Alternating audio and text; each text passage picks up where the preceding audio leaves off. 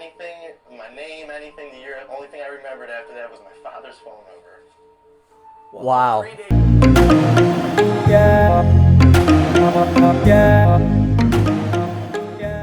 Capicchioni, I believe that's how you say his name, with my father, and we're going to be reacting to a story.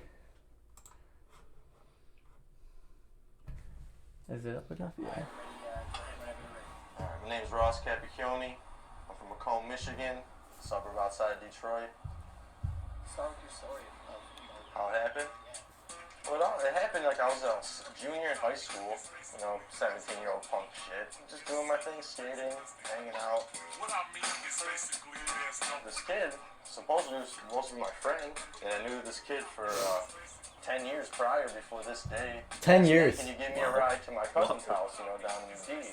Alright, yeah, well, like, what part? Like, the west side or the east side? And he's like, the east side. And I was like, nah, man, I don't got no business on the east side, He's like, no, it's cool, man. Like, the east side, it's like 7 Mile, like, it's like a third world country. The police, they won't stop and get out the car. They won't pull you over. If there's gunshots, they'll wait till everything's clear and they'll come pick your body up off the street and that's it. He's like, please, man, please. I'm like, no. So, like, a week goes by, I'm still telling him no, like, because I had a feeling, like, don't go down there. He kept asking me, I'll give you $30 for gas, all this shit. I'm like, all right, whatever, you're my friend. I'll take you down there. I go to school that day, and I get out, and everything seems normal. We go to the gas station, he gives me the money for gas, drive down there. So I get off, and it's just like, I get that eerie feeling like you're in the bad spot. When it's like broad daylight out, beautiful day like that today. And we're driving, and he's telling me where to go, and we pull out in the street, and there's people outside, and he's like, all right, that's the house right there. So he's like, pull around back in the back. Like, when I turned the corner to go right, like, I seen it was like, caution by do not enter and all this shit, but I still, because I knew him for so long, I just thought, it's the D, it's, whatever. There was a fence, like a grass area, my vehicle, and then houses right there, so it was like, I wasn't in the middle of nowhere or anything. And like, I get out, and he gets out, and it's only a couple seconds, I'm looking around. Oh, wow. My ears are ringing, I'm like, man, that was close. And I kind of just glanced down, and my arm's just hanging off like a zombie, and I'm just looking at it, and I'm like, yeah, this is, it's not real. And I kind of shake it off and look again, and it's just hanging off my arm, and I'm like, okay, then it kicks in, like blood, like flowing, like an animal, and then I look up, and this kid's just holding a shotgun, like 10 feet away from me, just holding it right at me. Wow. And I asked him, I said, did you shoot me? And he just... Wow, that's crazy. So he shot him 2 times. Wow, that's unbelievable. That's insane. That's hole unbelievable. in my chest like this big. So after that, I just dropped to my knees. I lost all my hair. I couldn't see. And I remember being on my on my hands and knees, and I felt the barrel of the gun on my head. So we shot him in the arm once. I mean, he shot him in the chest, yeah. Once. What the hell? But there was a shotgun, so it sprayed. So He shot him in the head too? Really good, Yeah, but it didn't 3 times. blow my head off like a watermelon, just to pieces. So after that, Ah. I got a little sight. And I was like, okay, I'm still moving. Like, I don't know what's going on with my head, but I know I'm alive. And I remember I looked up, and he was just staring at me. And he took the butt of the gun and smashed me in the face with it.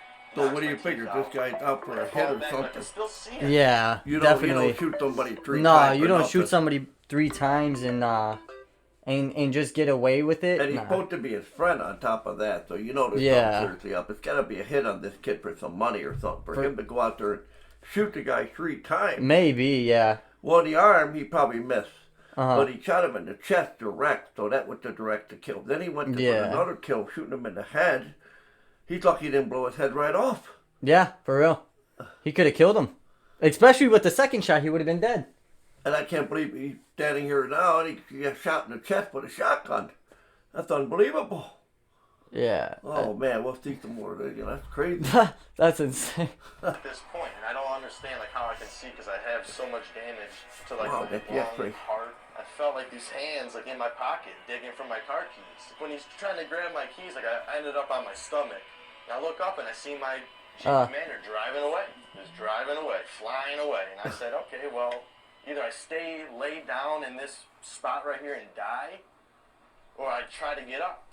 So I try to push myself up, but like take my left arm, take it right out. So gunshot to the chest, bigger than a soup bowl, and then my head all mashed up. I'm trying to push myself off the ground. I'm trying and Poor trying. kid. And I'm like, all right, you know what? One more. I'm gonna try it one more time. And I pushed up, and then I don't know where I felt these arms from underneath me pick me up. And I remember like swinging. No, that had to grab be like someone, angels or something. Yeah, exactly, right? As soon as he said that, I said, in the way he said it, arms picked me up, like... His guardian angel. His Yeah, angel yeah. out there looking. There's no way One he of would his, survive. one of his otherwise. maybe relatives or his Somebody was someone. looking out for him. God had somebody had his back. That just gave me the goosebumps. Still, God had his back for sure. Yeah. Zombie, just like, and I got this like a shove. Someone shoved me from behind to go forward. I must have got about 7-8 feet. I just fell straight down. Because I remember I hit the ground like on my stomach. I'm like, all right, well, I went as far as I could. This shit's hurting like too much. Let me just close my eyes and start relaxing. Sure enough, I closed my eyes and all the pain started going away. And then I'd wake up real fast and be like, this is not right.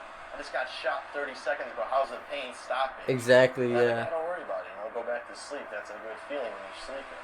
So I'll pass back out a little bit, and then I'd be like dying. And then I'd wake myself up, like my own voice, third person.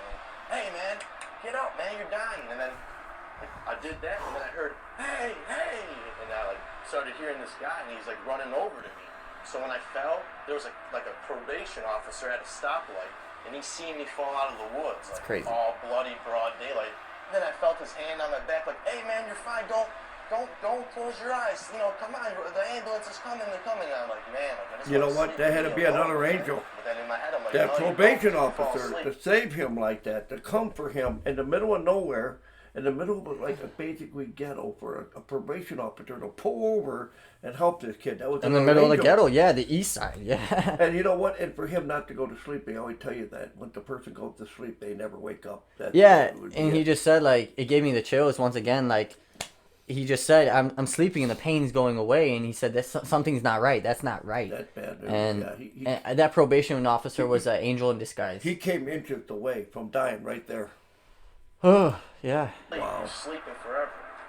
And I remember like getting on the stretcher, and they're putting me in the stretcher, and just like the facial expression of the paramedic was just a stunned look on his face, but in the same time telling me I looked great. I looked beautiful, like you're gonna be fine. And then it just like blacked out, and I went to like I was outside of the ambulance on my skateboard, filming it, like rolling telephotos, filming of the ambulance, and the doors open, everyone's panicking, and I see my legs coming out, and like once it gets to my head, blacked out. I was pronounced dead on arrival right there. John Doe had nothing on. He had nothing on him. John Doe, So he robbed he him already too? had, yeah, for identification purposes, so it could be harder. That's the only thing that makes sense. And he already had an outer body experience. You seen that? You Yeah. heard that? Oh yeah, he was looking at his own body when he told himself to get up. You know, gone, and Doc said no. I'm here, let me try. Let me try. Wow.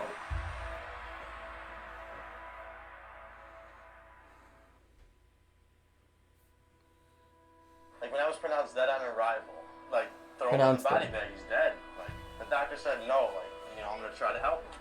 This man doesn't know who I am. He could have said, yeah, he's dead, alright, I'm going back home. He said, no, like I feel something, I'm gonna try. Did the heart surgery, gave me 24 hours There's the to chest. see if I was still breathing on the ventilator. That there's After 24 buckshot. hours, I'm All the still all the alive. buckshot Next inside of arm the and chest. So all this is buckshot? That's all buckshot from the shotgun. When the shotgun goes off, that's all those little pellets are buckshot. Man, that's amazing. He's still alive with all that. That's Ed, and I woke up 3 days later. that's disturbing. Man. I remember like waking up and it was still all white, like white everywhere, and I'm like, dead. I'm 17, I'm dead. And then it starts to like come in, and it's like I see curtains, like a freaking oxygen tank, and I'm like started. Then out of nowhere, bam, perfect vision again. I'm in a hospital. Then I'm like tied down to the bed because I got the breathing tube in me. I got this thing pumping air into my lungs, so I start freaking out. But there was a nurse there the whole time, though. I didn't even notice her because I was all tied down. And I just hear screaming like, he's awake! He's awake! And I see her like running out of the room, and then like running back, like 3 more nurses and the doctor. Just this woman is coming around the corner, flying, like throws her clipboard in the air, runs up to me. Oh my God, you look beautiful! Like, and in my head I'm like, what do you mean? Like, I look beautiful? I can't even. What's going on? Why am I tied down? And then she's like, all right, 1, 2, and like on 2, she pulled that thing out of my throat, man. I got to breathe again, like real air, like. Man. And, you know, of course, I coughed up a ball of tar and BBs, but everyone was just looking at me like, you're alive, like you're breathing on your own right now. Like, what's your name? I don't know. What year is it? What? Who's the president? Huh? Is there any way we could contact anyone you know with the phone number? I was like, 2-7, but he's alive. So, I don't know how my parents had this. I don't know how that feels. Like, you're a father. Like, so, I don't know. It chokes me up because, like, it's crazy, but. Did he just say 3 days his parents didn't know he was missing? He said, what? Did he just say 3 days his parents... I think it was 3 days. I thought that's what he said. I think that's what he did say, 3 days. Yeah. That's crazy. 3 days. I'm looking at him, I was like, Mom, you can't get mad at me right now. She's like, mad? You're alive, you're alive. Man, After what a like mess. the 4th day, they were like, all right, get up, you know, start walking, like, let's go. I'm like, let's go where? He's like, you're going home tomorrow. I'm like, it's been 5 days. He's like, dude, you're going home. When you want to live in a hospital? You want to go live your life again? I'm like, sir, I got a hole in my chest the size of a teacup. He's like, listen, Ross, I'll give you a tip of advice. You live through this, you're going to be okay. Just go home, live your life, don't hang out with these kids anymore. After 5 days, they sent me home. So, like, I'm shy, you know? My parents are asking me questions. My dad's asking me, what are we going to do about it? Well, I'm yeah. telling him, like, Dad, I know who did it, you know? The next day, like, out of a movie, like, these men in suits came in. And my dad's like, yeah, can I help you? And they pull out their, you know, badges and the FBI, you know. They say the kid's name. I'm like, yeah, I know him. That's who shot me. He's like, oh, could you identify him through a picture? I was like, of course. Pull out a picture of the kid. He said, that's him right there. He said, Ross, we have him in custody. I said, Wow. Wow. I just woke up like 2 days ago. I just learned how my name again, like how to talk. He's like, the day blank shot you, he called blank and told him. So this kid shoots me and calls his buddy and says, hey, I shot Ross, he's dead. Kid's like, no, you didn't, you're lying. Because imagine another 15-year-old kid saying to a 15-year-old kid. Right. So after they hang up, the kid he told calls the police on him. Wow. He was met by the SWAT team right That's- in his front yard. Got him. And like all I had to do was go to court and testify against him. I Wow. went in there, man, in a wheelchair, head still stapled, no teeth, 105 pounds because of all the blood I lost, arm cast, and I sat in front of 40 of his family and him, and he couldn't look me in the eye. He had his head down the whole time. I had to tell my story like this to everyone. That's a shame. Yeah, That was the first one. unbelievable. I had to go back for final sentencing, and that's when I was healed. Like, Gives me the I goosebumps. walked back in the courtroom the second time. He comes out in a purple suit, top hat, cane, and sunglasses. This is the kid who shot me at court, smiling, while his family cheers him on, says, like, wait. You said purple top hat, cane, you know, all that other stuff that, like, you know, like with sunglasses, doesn't even want to look at him. Purple, what did he say? Tuxedo and whatnot. And To shoot Ross called me a coward because I was taking the justice route. Like, I didn't lower myself to his standards and go try to kill him. I spoke, and the judge, like, looked at this kid and said, said his name, and he said, yo, Ross, thank you. And the kid just looked at the judge like, what do you mean? He said, because if you would have killed Ross that day, 35 years. I found out that the cause of the shooting was because he had a joint gang. That was his initiation was kill a random person. He had to pick someone, so he just thought I would be the guy to pick. You heard that? Out of all the people to choose, he chose his friend he known for 10 years.